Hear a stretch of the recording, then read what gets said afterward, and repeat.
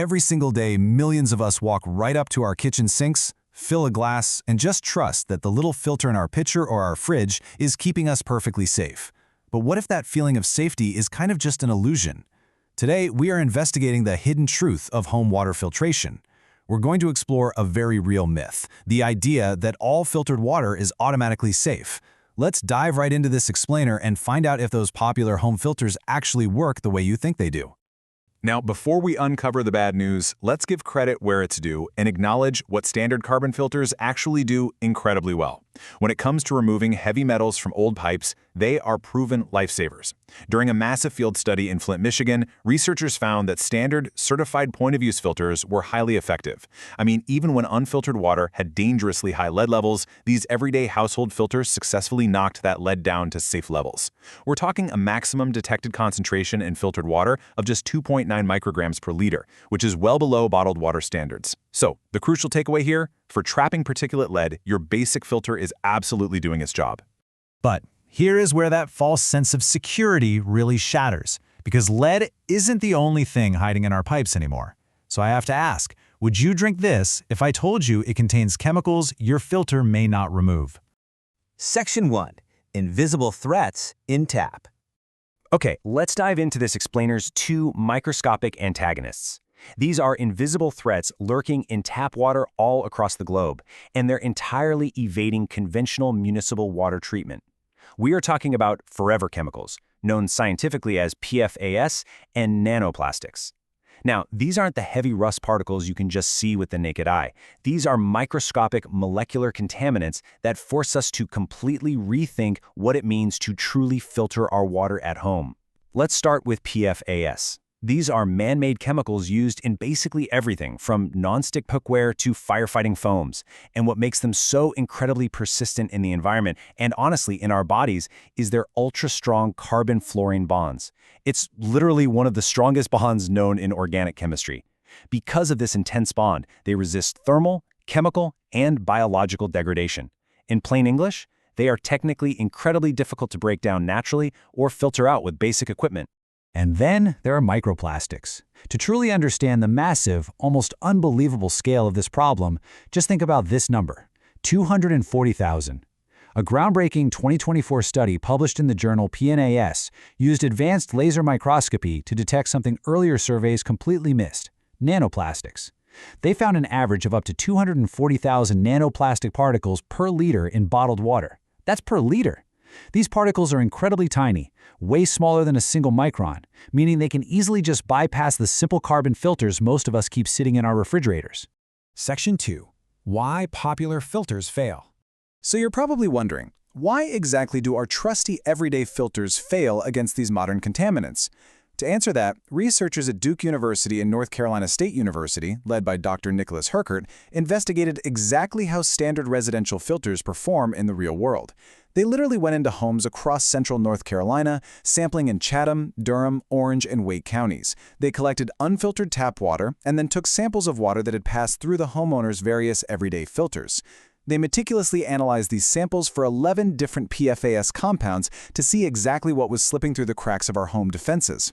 The data they uncovered is, frankly, eye-opening. When you look at the contrast in PFAS removal efficiency, it's wild. On one end, reverse osmosis systems achieved near 100% removal. But then you look at the activated carbon filters, the standard pitchers and fridge filters most of us use. The results were highly variable and a lot of the time completely inadequate. Even more shockingly, in some extreme cases with whole house systems, the concentration of PFAS actually increased after filtration. Yeah, you heard that right. The saturated filters were shedding captured chemicals right back into the water. Now let's look a bit closer at these everyday devices. Pitcher and refrigerator filters aren't entirely useless against forever chemicals. The study showed they are somewhat effective at catching what we call long-chain PFAS compounds. However, they consistently fail to trap short-chain PFAS compounds. Because short-chain PFAS are smaller and have a much weaker adsorption affinity, they just slip right past the carbon block and head straight into your drinking glass. Section 3.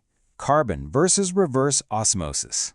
To truly understand why this huge performance gap exists, we need to break down the distinct engineering mechanics behind the two main home filtration technologies.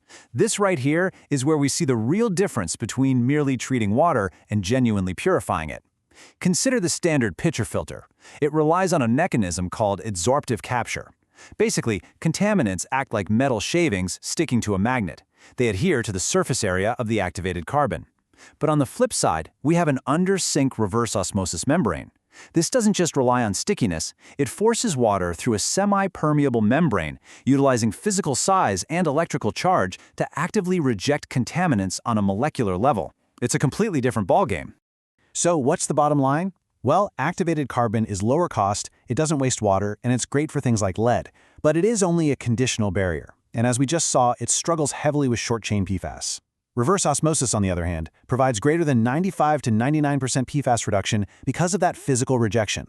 Sure, it produces a reject stream of wastewater and costs a bit more to set up, but the science is crystal clear here. RO is currently the most robust point-of-use barrier available for your home. Section 4. The bottled water trap.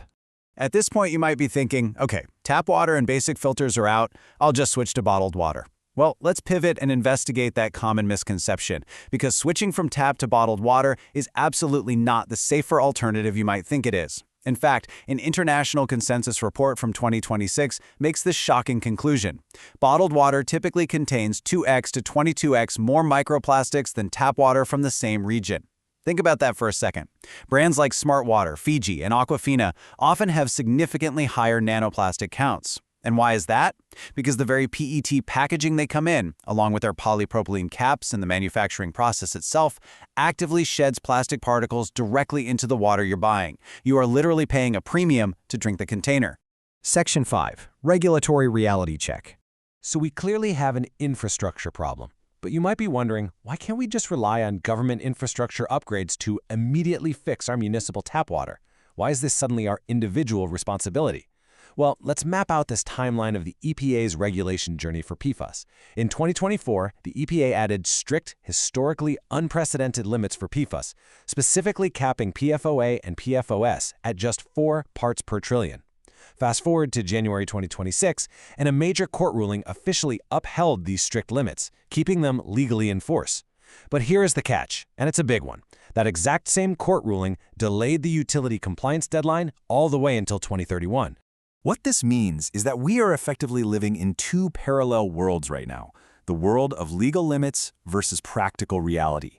The hard truth is removing PFAS at a municipal level is incredibly energy-intensive and technically difficult.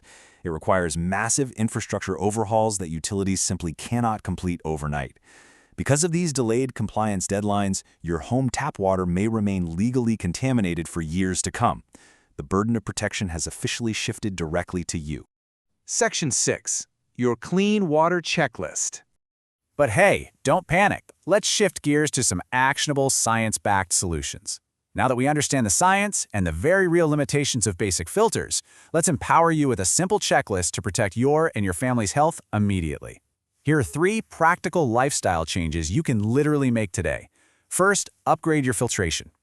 Install a high-quality countertop or under-sink reverse osmosis system, which can remove 99.9% of these microscopic threats, including PFAS and nanoplastics.